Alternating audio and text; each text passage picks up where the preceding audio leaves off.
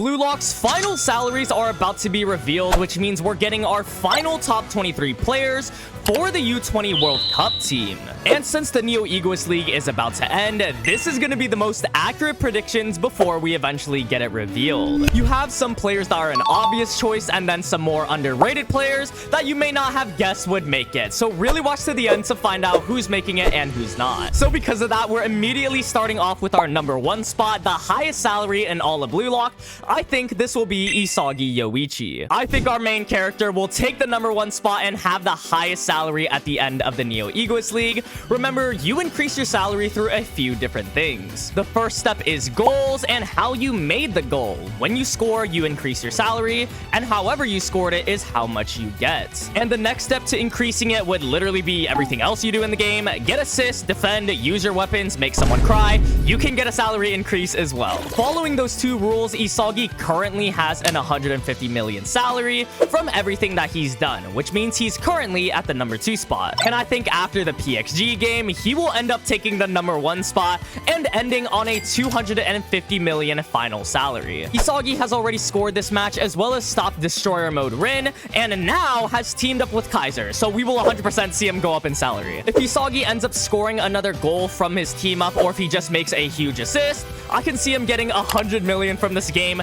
just like how he did in the Ubers game. He also did end up challenging the world's number 1 and talked crazy to Loki, so he gave everyone fan service. Maybe some club would give him an offer because he had the balls to do that. And with Isagi at the number 1 spot, this of course means that Itoshi Rin will be at the number 2 spot. Now, Rin, I think, is still a better individual player than Isagi, especially because he's beat Bastard to the ground with Destroyer Mode and scored a goal. It literally took Isagi evolving and him teaming up with Kaiser, a new Gen 11 player, in order to stop him. So I think he'll 100% get a hefty salary increase as well. Not only that, the way he scored his goal was all the more impressive. He purposely didn't shoot, ran the fade back twice, scared the team, and still ended up scoring. Since Rin has an 198 million salary right now and he scored a goal, I think he will get a 50 million salary increase, which puts him at 248 million, just barely underneath Isagi, who has 250 million. You have to take in consideration if PXG loses and Rin's Destroyer Mode was stopped by Isagi,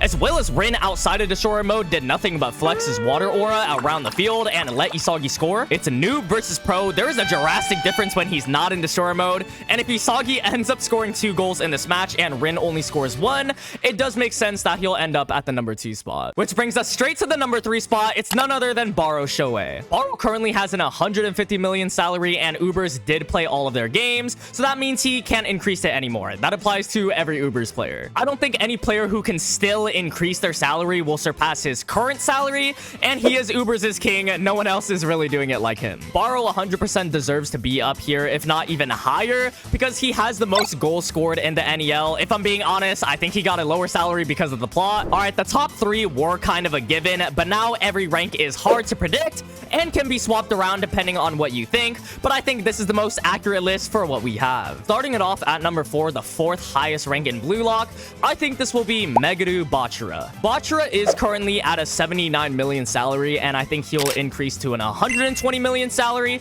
by the end of the NEL. Remember that Barcha is still playing their game against Manshine, so Bachira can still increase his salary, and if we're being honest, he's the only character that's actually doing something for that team. Bachira is hard carrying this team on his back.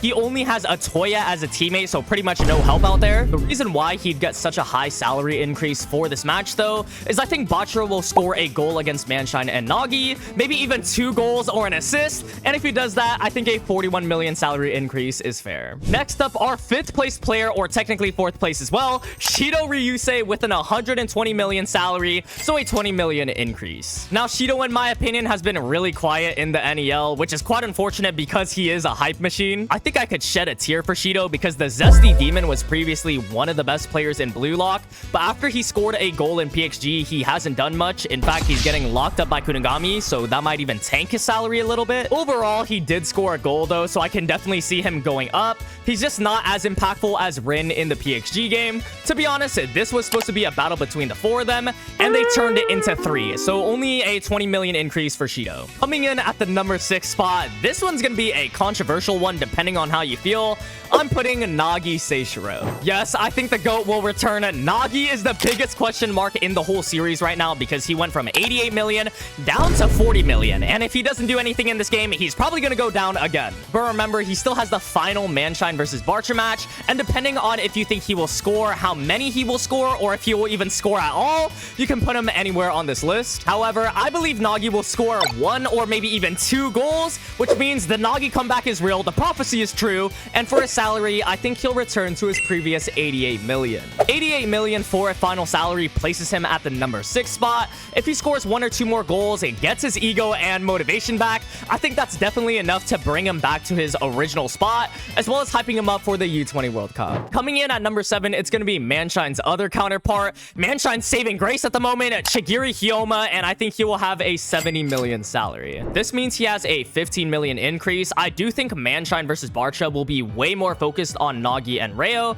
instead of Chigiri since they need the development, but Chigiri still has been doing the most for the team. I can still see him putting in some work for the final game. Maybe it's through an assist, defending like he did in the Ubers. Unfortunately, his last salary increase was only 5 million, so to be honest, he's getting the short end of the stick, so I think a 15 million increase will be fine for him. Next up at the 8th spot, or technically number 7 as well, I hate to put the same salary for players, but this time it really does make sense. I'm putting Kunigami here. Kunigami is currently at a 50 million salary, so this means a 20 million increase. He has been playing guard dog to Shidou this whole match. Considering that Kunigami is a striker, I guess he's showing off more versatility because he's playing defense. Honestly, I don't even know what they're doing with Kunigami at this point, but he has been playing spoiler to one of PXG's aces, and he had 1 assist earlier in the match with Isagi. He also just got subbed in recently, so maybe he'll do even more. There's a specific reason why he's tied with Chigiri as well. I think they're building up this narrative of them being rivals in the Egoist 4. They were both super close, and then the Munchen game, Chigiri said he was going to wake him up, whatever that means. They're both just rivals. So because of Kunigami's impact on the PXG game and his rivalry with Chigiri, I think they'll end up being tied in the number 7 spot. In 9th place is Bluelock's best defender. We got Oliver Aiku at 60 million. Aiku has already played his games in Ubers, so there's no way he can increase his salary, but he is pretty much guaranteed to be on the U20 team. This is the GOAT of defense, the previous U20's captain, and pretty much only good player if we exclude Sai and Cheeto. If anything, it's kind of a bummer that he only has 60 million. He was one of the best players going into this arc, but still, number 9 is really good, and since he can't play any more games, he can't increase it anymore. Number 10 is going to be Atoya Eita. Now, if we're being honest, I think this is a Mickey Mouse salary. When you got choices like Rin, Barou, and Isagi, in what world do you choose Atoya? His teammate is also Bachira, so he's pretty much getting a mogged all the time because Bachira is so much better than him, but somehow he currently has a 42 million salary. He does have a goal and possibly some assists as well, so it does kind of make some sense. In general, Atoya would never be in my top 10, but this is the salary system and it's very weird. For his final salary, I think he'll increase to 50 million since he's playing in the Bachira match, and we know that's going to be important. Almost halfway there at number 11, and I'm going to put an unexpected player here, Mikage Ryo, with a final salary of 50 million as well. Now, Ryo and Nagi have been on a downfall, but I think Ryo is going to play a huge role in Munchen versus Bachira, so much to the point that I think he'll score a goal or maybe a huge assist. Since he was obviously planning to make some changes with Nagi when he talked to him in the locker room, this could be the return of his chameleon striker mode and we see a goal from him, which obviously does mean his salary increases, and I think a 16 million increase from his 34 million makes the most sense. This will be the first goal we see from him, and Copy is an insane weapon. At number 12, we got Ryu Jubei with a 45 million salary. This is confirmed as well since in the Ubers he played all of his games. Not much to say here. I think this is a good spot for him. He's not insanely good at defense like Aiku, but he's not a bad player. He's Goldilocks approved in the middle. Number 13 is going to be Karasu. Now, in terms of skills, I would honestly place him higher than Atoya and Ryu, but but this is the salary system we're talking about. And right now, he's only at 35 million. This does kind of make sense since he doesn't score any goals, and he just helps Shidou. But currently in the PXG game, he has been doing a pretty good amount. We've seen him steal possession a few times, hit good passes, mark players, and even use his new metavision to defend. The only thing is, again, he doesn't really do much but assist and help. So obviously, he wouldn't have that high of a salary like the goal scorers. I do think he's the third most helpful character in PXG, right behind Shidou and Rin. But that isn't really a big accomplishment when your other blue lockers are Tokimitsu and Nanase. Anyways, I think Karase will end with a final salary of 42 million, so a 7 million increase. 14th spot, I'm putting in Nico here with 40 million, another Ubers player, so this is his confirmed final salary. And trailing right behind him at the 15th spot is Gagamaru, who I think will have a 37 million final salary. Gagamaru is guaranteed to make the U20 team because of plot. I mean, he's the only good goalkeeper we've seen in the series, so of course they're gonna make him high up here. Even though he is playing in Bastard versus PXG, I doubt they're gonna increase him that much anymore because he's already safe in the top 23. And even when he did have a lot of blocks, like in the Ubers game, he only got 4 million increase. So for PXG, I think they'll increase him from 32 million to 37 million, so a 5 million increase. Number 16 is Sendo, who ties Gagamaru with a 37 million salary as well. Since he's in the Ubers, this is his final salary, so no more increases. At the 17th spot, it's going to be Yukimiya with a 36 million salary. Now, this is his current salary, and even though Bastard and PXG are playing, he's currently sitting on the bench. And with Kunigami subbing in for Noel Noah, I think Yukimiya is done playing, so no more salary increases for him. He did also complete his character arc in the NEL, so next time we'll see him is probably in the U20. At the 18th spot, I'm placing Hiyori here at 35 million. I would honestly place him in the top 10, but since he's only played 2 games, he's gonna have a lower salary. Ubers, he did a lot, helping Isagi with an assist, and then in PXG, he's done so much. Lots of passes to Isagi, stopping Rin's shot last second, even stopping Charles at a point, and he can dribble upfield. For only playing 2 games and the fact that he's done so much in this game alone, I think he'll get a 15 million salary increase from this match. Number 19 is the other Isagi Glazer, Isagi's partner in crime. We got Corona, and I think he'll end with a 34 million salary, which is his current salary. Even though he did play in PXG, his impact was the equivalent of a pillow fight. He really got subbed on and then subbed off so quickly that he wasn't able to do much. I do really like Corona, so it sucks to see that they replaced him with Igaguri, but because he didn't do much this match, I don't think he'll get a salary increase from this final game, which leaves him at a final salary of 34 million. All right, our 20 to 23rd spots, these are the players who are on the verge of being eliminated. Every single one of these players, you can make an argument for surviving and also failing, because even though there's only 4 spots, there are 7 players who can debatably make this spot. Zantetsu, Tokimitsu, Nanase, Raichi, Igaguri, Kiora, and Fukaku Gen, all of these players can realistically be in the top 23, and that's not including the other random players and their few fans. All of these players, though, either have a high salary already, or they are fan favorite characters who are currently playing. Some of them even got volume covers, so why eliminate someone if you're giving them a whole volume cover? But because this is so close, we'll go a little more in depth with the explanations now. For number 20, I think this will be Raichi. And even though he is currently the number 23, I think he'll be safe from elimination, considering he's been an OG Team Z player, and his weapons are pretty useful. He's been winning duels in PXG and has been pretty helpful, stopping a base Rin. He also provides passes as well. And even though he hasn't had the most stellar performance, when you compare it to the performance of other players like Tokimitsu, who has done absolutely nothing, I think it makes sense that Raichi stays. I think Raichi will have a 10 million increase here, so a final salary of 28 million, since he is lower on the board. The 21st spot is someone else with a 28 million salary. Unfortunately, the spot goes to Fukaku Gun. If you don't know who this guy is, I wouldn't even be surprised. That bro does not belong here. This is the previous U20 goalkeeper and the current Ubers goalkeeper. This is 100% a charity salary because we've seen him do absolutely nothing. There's one simple rule as a goalkeeper, and that's to block shots.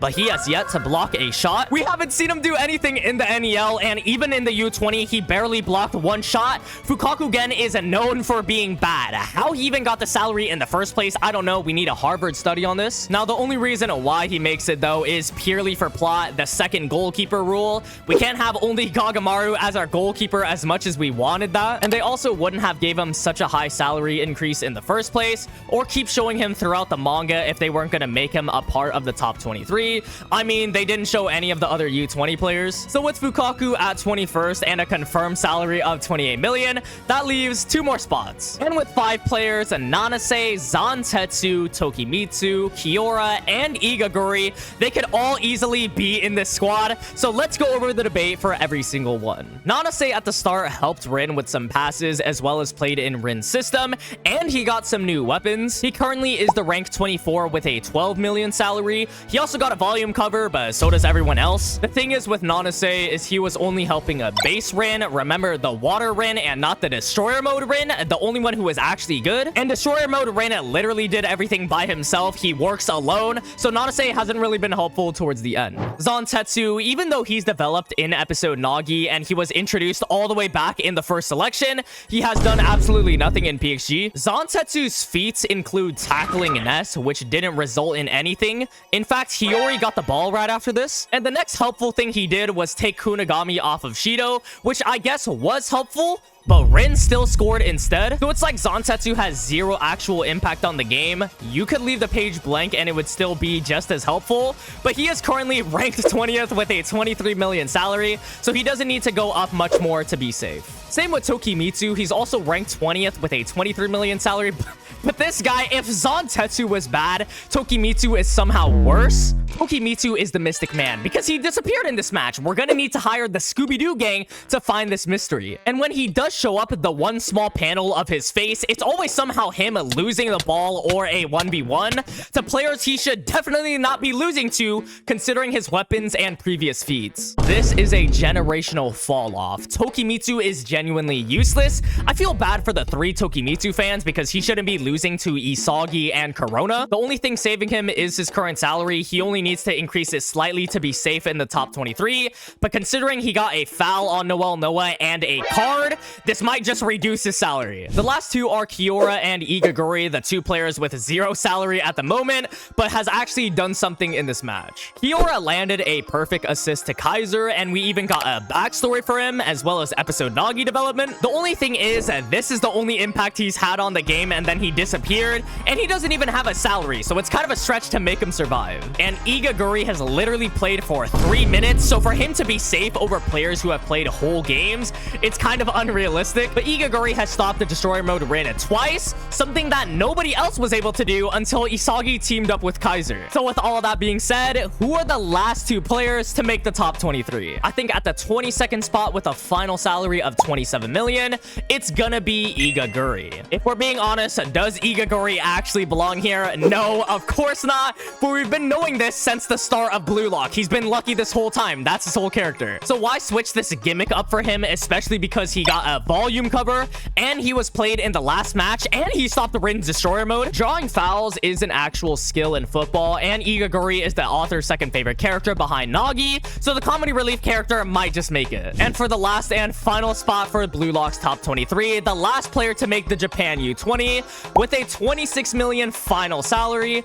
I think this will be Kiora Jin. Out of all the options, Kiora has had the most impact in the Bastard and PXG game, landing an assist as well as being an actual good player during episode Nagi. At this point, Kiora is just the best of the worst because Zantetsu, Tokimitsu, and Nanase have all done nothing, especially Tokimitsu. And I think it will make sense because Kiora's whole backstory and philosophy is the fact that he is the borderliner, so being the actual borderline number 23 is in line with his character. The other 3 players as well, I think it will actually be a good choice to eliminate them, just so that there's impact with the top 23 choice. We've read all this time with Zantetsu, Tokimitsu, and Nanase in the earlier arcs, so if they were eliminated, people would be sad. Because seriously, who would be sad about the other eliminated players, like the old U20 players, or just players they haven't even shown in a game?